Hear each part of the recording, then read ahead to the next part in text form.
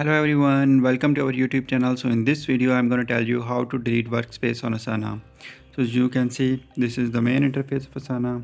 So now we are going to my workspace. You can see, click on create project, just click on blank project. Now type the random project name like I am typing workspace. Now click on continue. Now go to project.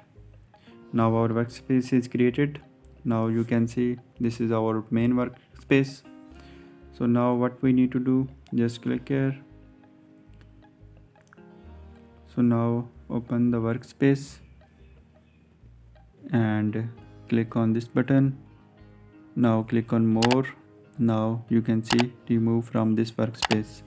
Now after clicking on this, you can see remove yourself from the workspace.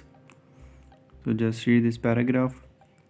Now if you click on this red button,